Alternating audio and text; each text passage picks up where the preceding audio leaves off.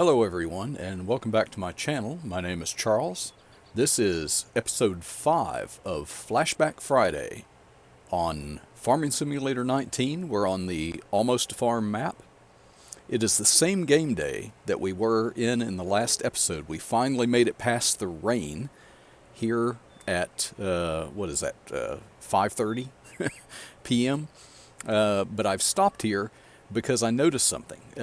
Across the road in one of our neighbors' fields, they have mustard, which we had just planted in one of our fields as well.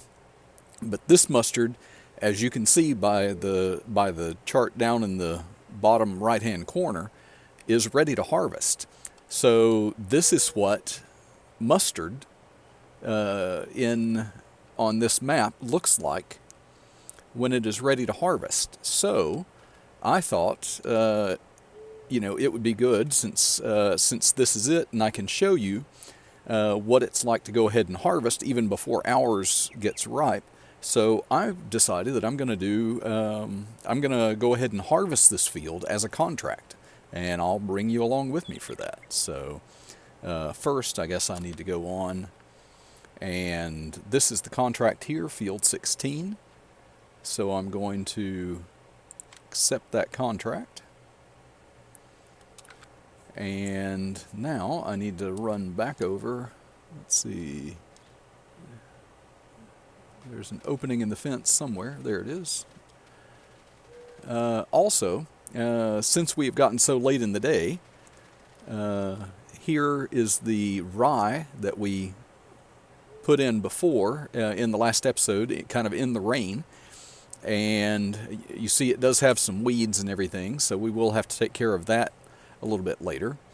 Also, if we come back over here, you know that I had that little bit of stress about whether I had done something to my coffee crop or not. Because, nothing was growing, so apparently everything that I weeded before was actual weeds. But this is telling me that doesn't show any weeds. Of course, I did forget to put lime, and I didn't have a lime spreader, so at the time when I drilled this field and the mustard field, so we'll just have to deal with that. But the coffee is growing. It doesn't look like much right now, but it will eventually. But I'm just happy to see that something is growing here. So I'm gonna ran all the way down into the.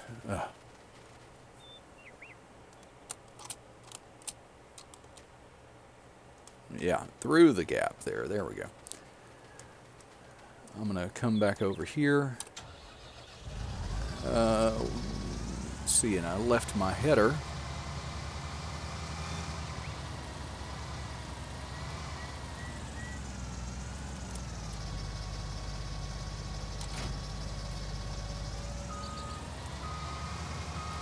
Okay.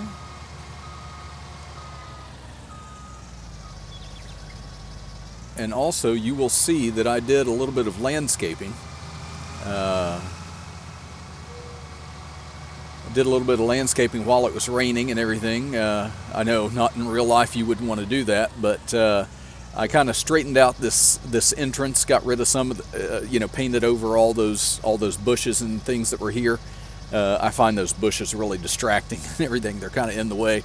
And I also filled in this area over here. I don't know whether I'll get to it on this series because I don't know exactly how long the series is going to run.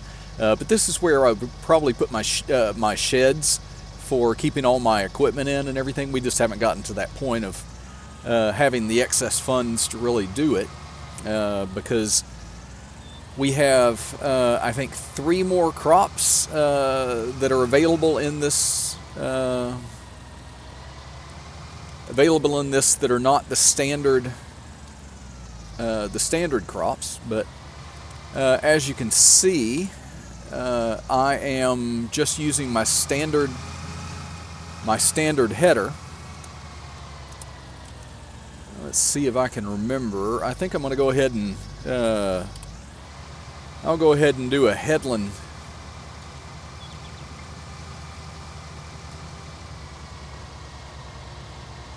I'll do a headland pass on this.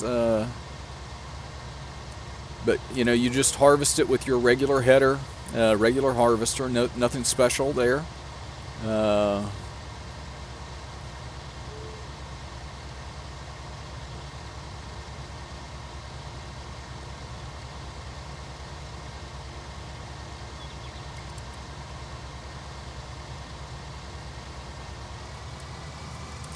I think one of the things that I noticed about the mustard, when it gets ready to harvest, it still has a pretty, vibrant green color to it. And so many crops, when they get ready to harvest, kind of turn brown, or they turn a little bit of a duller color of whatever they were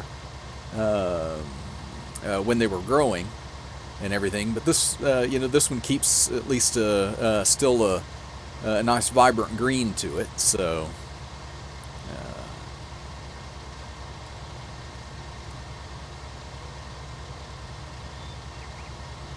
yeah, anyway, this is going to be, this will take me a little while, so I won't make you sit and watch the whole thing. I mean, you've seen the initial part that I wanted to show you anyway, just what it looks like when it's ready to harvest, and what it looks like, or how we harvest it just with a regular harvester.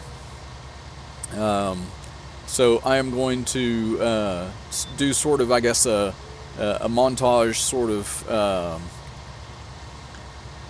sort of time lapse on this, and I will see you when this is done. I will in that time lapse and everything, I'll show you not only the harvesting, but the place where we go to, that we have to take the crop to, is a new part of the map that we haven't been to before. So I'll be sure and include that in with the footage. So I will see you all in just a bit.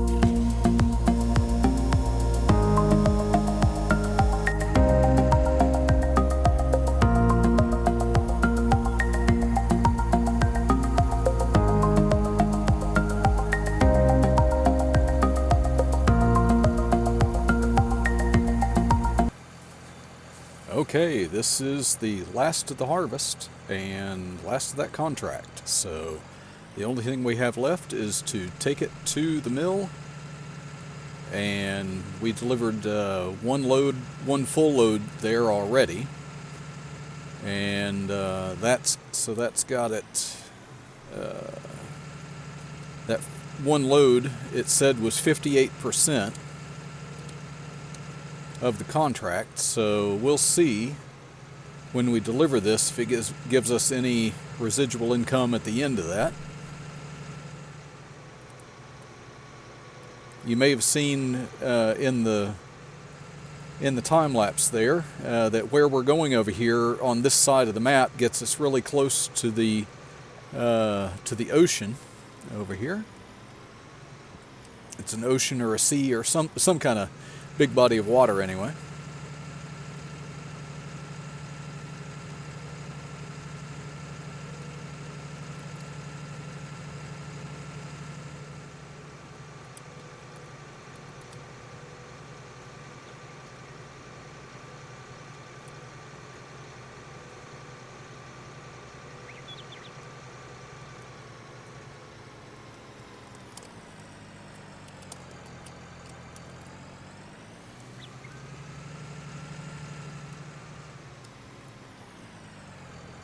Okay, and here we go. Let's see.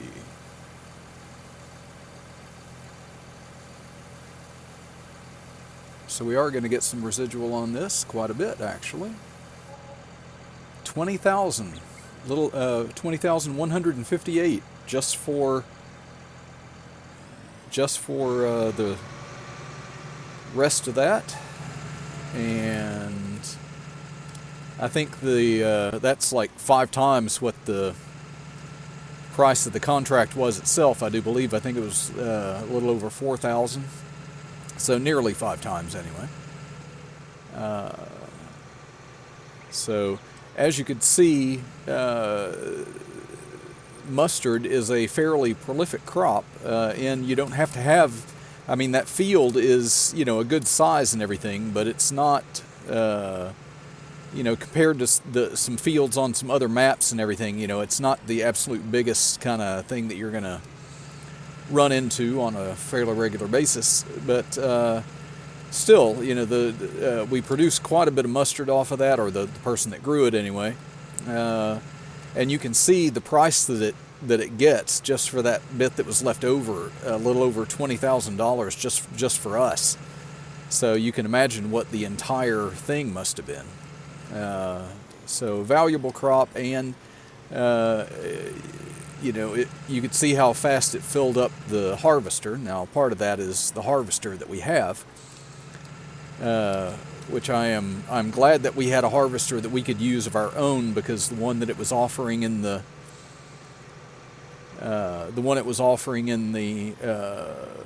you know, if I had borrowed the equipment to do this, was the smallest one, you know, what is it, the Russell mash, I guess. You know, so it has an even smaller capacity, and they had a much smaller trailer to deliver it in. So we were gonna be doing that for a while.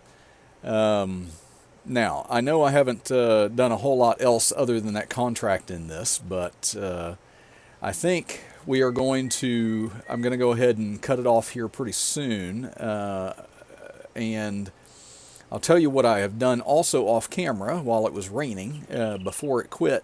I created this field up here, and if you remember up here, there was a sheep enclosure and a cow enclosure that I got rid of, and I think when I played it, the last time I played this, I think I still had sheep up here. I put a different sheep pen, or I changed the location of it anyway. I had put in a chicken pen up here, and I think I had a couple of orchards up here, and maybe a little bit of solar too. But at least I knew I had the orchards. I can't remember if I had the solar here or if I had put it somewhere else. But so I have our tractor already set here. I've already brought our drill up here. I've already set that drill to the crop that we're going to be putting in. It is the next crop in the line.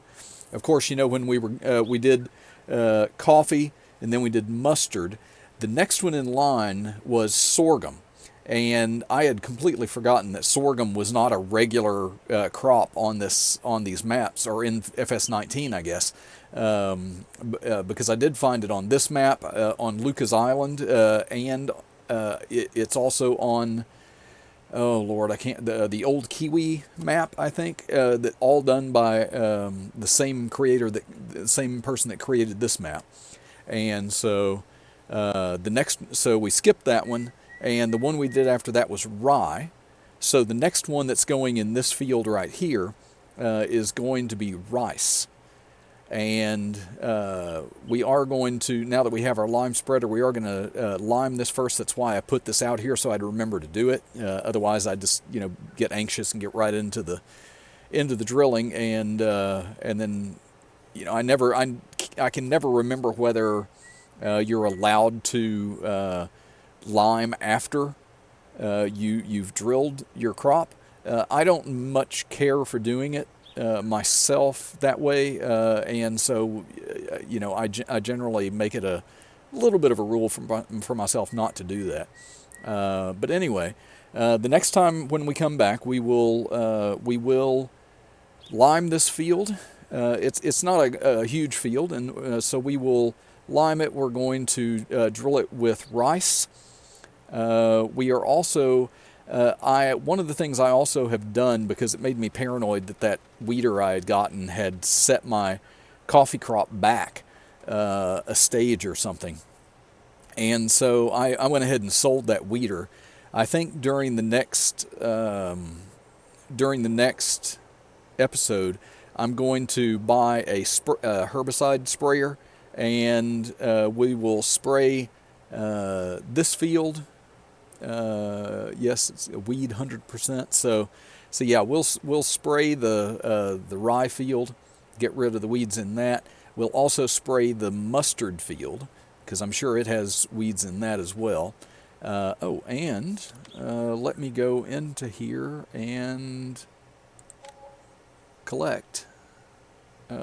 And so the contract itself, $4,416. So obviously we made a little over 20 just on the harvest. That's why with the harvests, even though they take a while, much longer than say a lot of the contracts for fertilizing or something like that. But you know, you have the potential for so much payoff after it. And mustard, coffee.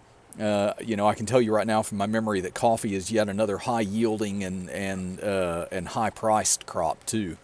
So once this gets fully grown and we do that, and we may find another contract to do.